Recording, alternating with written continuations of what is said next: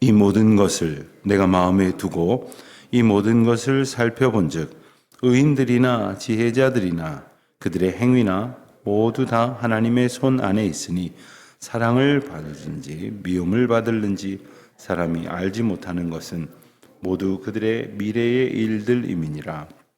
모든 사람에게 임하는 그 모든 것이 일반이라. 깨끗하지 아니한 자, 제사를 드리는 자와 제사를 드리지 아니하는 자에게 일어나는 일들이 모두 일반이니 선인과 죄인, 맹세하는 자와 맹세하기를 무서워하는 자가 일반이로다. 모든 사람의 결국은 일반이라. 이것은 해 아래에서 행해지는 모든 일 중에 악한 것이니 곧 인생의 마음에는 악이 가득하여 그들의 평생에 미친 마음을 품고 있다가 후에는 죽은 자들에게로 돌아가는 것이라.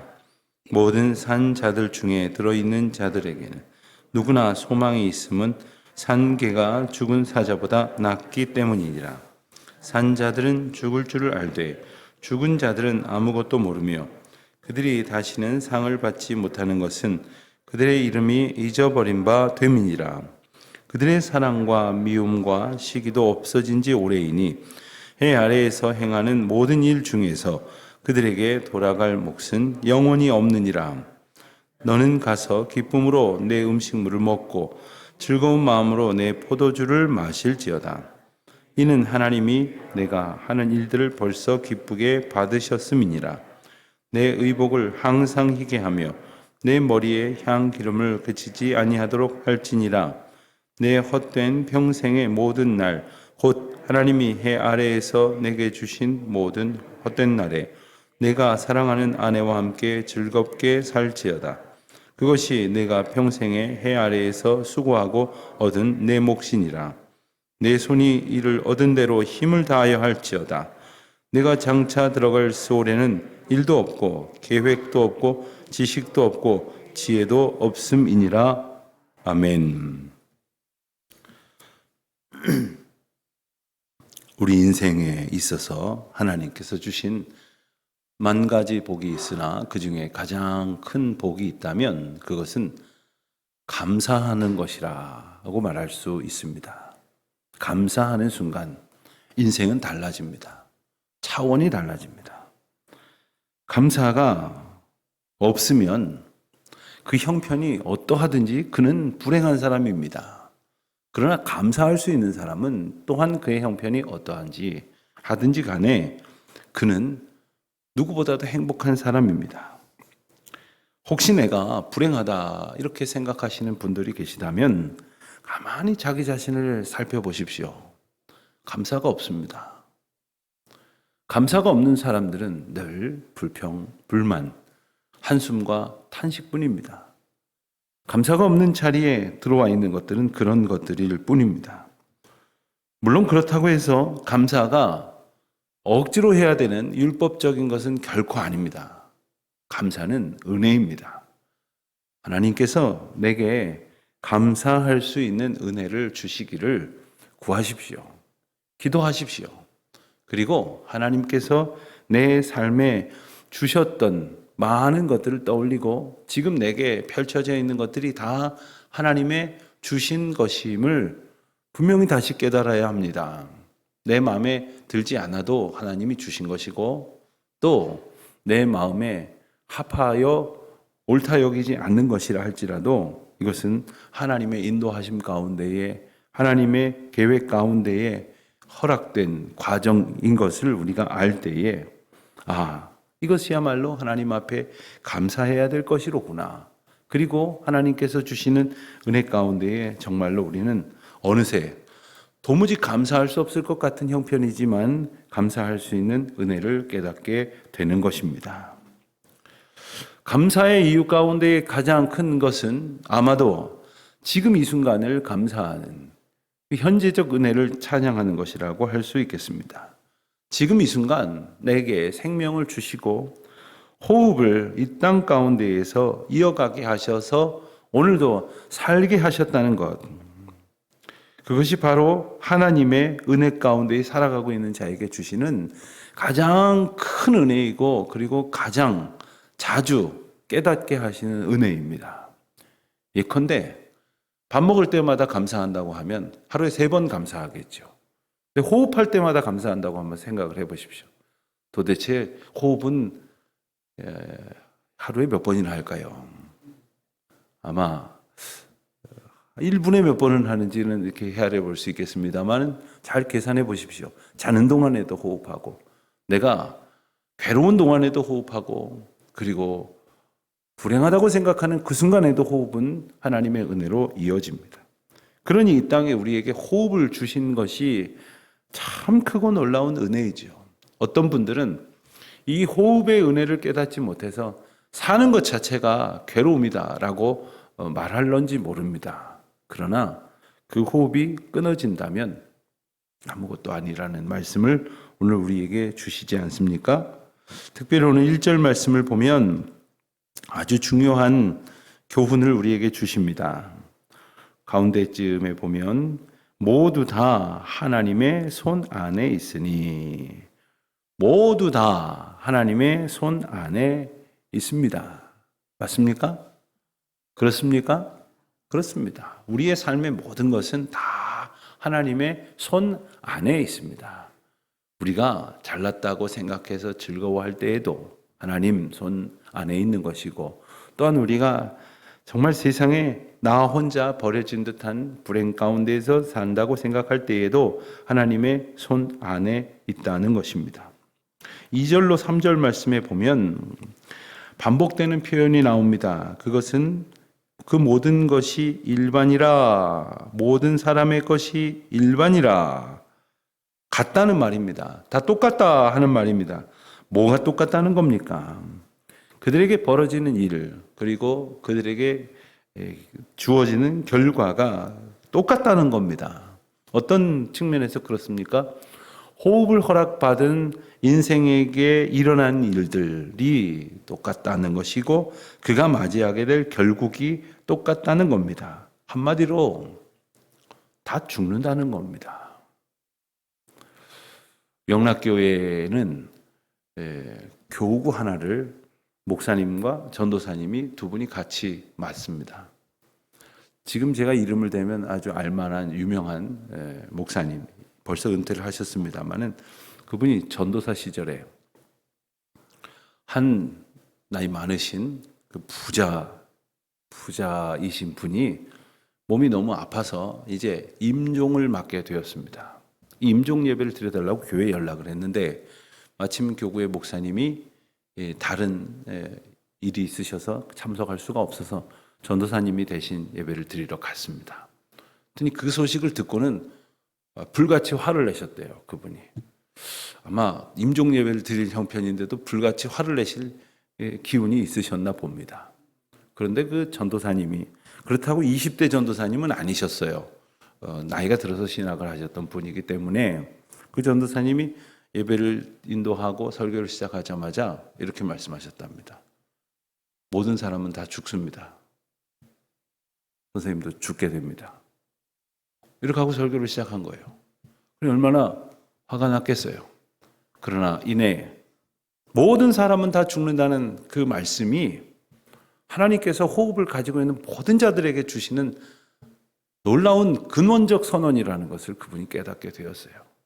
그래서 돌아가시기 며칠 동안, 또 전 며칠 동안 크게 하나님 앞에 회개하고 뉘우치고 자손들을 다 불러놓고 정말 며칠간에 걸쳐서 설교를 하고 그러고 돌아가셨다는 이야기를 들은 적이 있습니다. 그렇습니다. 피할 수 없는 이야기입니다. 이런 이야기하면 불편해할까 봐 하지 않아야 될 이야기도 아니고, 또 미안한 얘기입니다만 연세 드신 분 앞에서 할 말이 아니다라고 생각할 것도 또한 아닙니다. 모두가 우리가 매일매일 기억해야 될 말씀이 바로 이것입니다. 모든 사람의 결국은 일반이다. 그러면 어찌하여야 되겠습니까? 그러니 살아있는 동안에 하나님의 은혜에 감사하고 주신 사명을 충실히 감당하면서 살아가야겠죠. 4절에 보면 아주 흥미로운 표현도 나옵니다. 모든 산자들 중에 들어있는 자가 누구나 소망이 있음은 산 개가 죽은 사자보다 낫기 때문이니라. 여러분, 개와 사자를 어떻게 비교하겠습니까? 그런데 산 개가 죽은 사자보다 낫다. 생명의 의미와 그리고 생명의 가치가 얼마나 큰지에 대해서 우리는 그러한 상황이 되어서야 비로소 깨달아요. 전도서 말씀 우리가 지나온 바대로 7장 말씀 가운데 그런 말씀을 보았죠. 지혜자의 마음은 초상집에 있다고 했습니다. 초상집에 가보면, 병원 오늘날로 말하면 영안실에 가보면 정말 깨닫는 것이 있습니다. 그런데 문제는 그때뿐이라는 거예요. 영안실에 가서 장례를 집례하고 나오면 함께 참석한 모든 성도들의 마음이 그 표정부터 벌써 숙연해집니다. 그리고 적어도 그날 하루는 정말 자신의 삶을 하나님 앞에 반추하면서, 또 어떤 분들은 참 헛되고 더덥다라는 생각으로부터 시작을 하지만 하나님의 은혜가 내 호흡 가운데 오늘도 역사하고 있다는 것을 깨달아서 나를 오늘도 살아있게 하신 하나님의 은혜 앞에 합당하게 살도록 스스로 하나님 앞에 엎드리게 하는 그러한 은혜가 있습니다. 그런데 문제는 이 그날뿐이라는 거예요. 또 몇 시간 지나면, 또 하루 지나면, 넥타이 바꿔 매면 그냥 또 도로 아무 깨달음이 없는 자처럼 생명의 은혜를 소홀히 여기는 어리석은 자들이 우리 인생이라는 것입니다. 죽는 것이 일반이다. 다 죽는다. 그러니 생명의 은혜 앞에 있음을 절실히 깨달으라 하시는 말씀입니다. 7절 말씀을 보면 그러므로 우리가 어떻게 살아가야 할지, 호흡의 은혜를 깨달은 자가 어떻게 살아가야 할지를 말씀하십니다. 너는 가서 기쁨으로 내 음식물을 먹고 즐거운 마음으로 내 포도주를 마실지어다.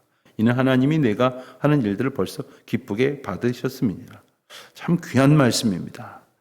우리가 음식물을 먹고 포도주를 마시는 것을 하나님이 기쁘게 받으셨다고 했습니다.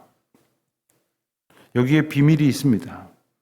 7절 말씀 초두에 나와 있는 것처럼 너는 가서 기쁨으로 먹고 기쁨으로 마실지어다. 기쁨으로 먹고 즐거운 마음으로 마시라고 하신 것은 그 가운데 감사가 있다는 거예요.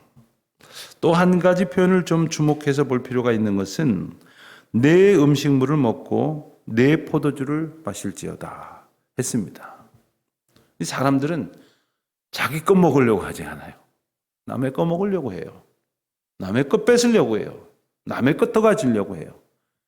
내게 주어진 것으로 인하여 감사하고 내게 주어진 것으로 인하여 즐거워해야 되는데 늘 언제나 사람들은 내게 없는 것 때문에 탄식하고 내게 없는 것 때문에 불만하고 내게 없는 것 때문에 불행합니다. 나도 삼시세끼 잘 먹도록 은혜를 받은 자인데 그것은 생각하지 않고 저 사람들은 저런 걸 먹고 사는구나, 저 사람들은 저런 데 가는구나, 그렇게 부러워한다는 거죠. 그럼 전혀 기쁨이 있을 수가 없는 겁니다. 감사함이 있을 수가 없는 겁니다. 저는 7절 말씀을 몇 번 반복해서 이렇게 묵상하다가 갑자기 이 너의, 내 이 단어가 아주 마음 깊이 와 닿는 것을 느꼈습니다. 그렇습니다. 우리에게 주신 은혜가 있어요. 우리에게 베푸신 주님의 사랑이 있습니다. 조금 인간적으로 세상적으로 본다면 조금 불만을 가질 수도 있겠지만 충분한 겁니다. 부족함이 없는 겁니다. 그리고 이전의 나의 삶을 돌아보면 상상할 수도 없이 넘치는 것입니다. 생각지도 못한 풍성한 은혜가 우리에게 주어졌다 하는 겁니다. 하나님의 은혜가 이와 같이 우리에게 있음을 깨달으며 기쁜 마음으로, 즐거운 마음으로 매일매일 먹고 마시고 누우며 자고 그리고 일어나 하나님께서 주신 삶을 살아가는 것 주님이 기쁘게 받으신다는 거예요. 그렇지 않은 것은 주님이 기쁘게 받으실 리가 없는 거죠. 우리의 매일매일의 시간을 기뻐하면서 즐거워하면서 살아가시는 것이 그게 하나님의 기쁨이 되고 하나님께 영광이 되는 겁니다. 나 주님의 기쁨 되기 원합니다. 찬송을 부르면서 뭘 해야 기쁨이 될 거를 막 고민하다가 내가 큰 성공을 거두고 크게 돈을 벌고 명성을 갖고 그래서 다른 사람들한테 그런 사람이 바로 나라고 나 교회 다닌다고 이렇게 하는 게 하나님께 영광 돌려드리는 것이 아닙니다. 이게 하나님의 기쁨이 되는 것이 아닙니다. 여러분, 자녀들이 효도하는 것도 어떤 것입니까?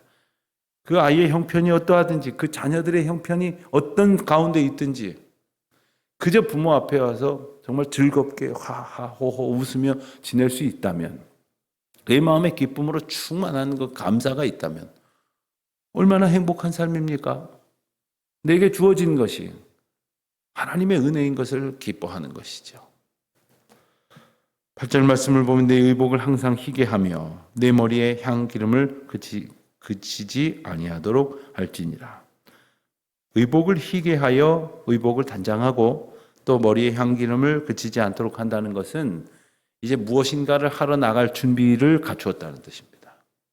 그러니 아무 할 일 없는 사람처럼, 아무 할 일 하지 않은 사람처럼 사는 것이 아니라 의미 있는 일, 내게 주신 사명을 향해서 나아갈 준비를 하고 살아가라는 것이죠. 9절 말씀을 보면 내 헛된 평생의 모든 날, 곧 하나님의 해 아래에서 내게 주신 모든 헛된 날에 내가 사랑하는 아내와 함께 즐겁게 살지어다. 그것이 내가 평생의 해 아래에서 수고하고 얻은 내 몫이니라. 내 몫이라는 말씀, 또다시 우리를 붙들어 주시는 말씀입니다. 그렇습니다. 내게 주신 하나님의 은혜를 감사하고 즐거워하면서 살아가는 것. 어떤 분들 그런 이야기 하시죠. 즐거울 일이 있어야 말이죠. 자, 그게 문제입니다. 하나님께서 주신, 내 앞에 펼쳐주신 그 놀라운 은혜들을 기뻐할 줄 모르는 사람은 무엇이 새로이 주어져도 기뻐하지 않아요. 지금 있는 것을 감사할 줄 모르는 사람은 내가 저것만 있으면 감사하겠다 하지만 잠깐은 감사할지 몰라요. 기쁠지 몰라요. 그러나 그것 또한 감사할 이유가 전혀 되지 않는다는 겁니다. 하나님께서 내게 주신 은혜, 그것이 무엇입니까? 지금 내 곁에 펼쳐 주신 것입니다. 10절을 보면 내 손이 이를 얻은 대로 힘을 다하여 할지어다. 네가 장차 들어갈 세월에는 일도 없고 계획도 없고 지식도 없고 지혜도 없음이니라.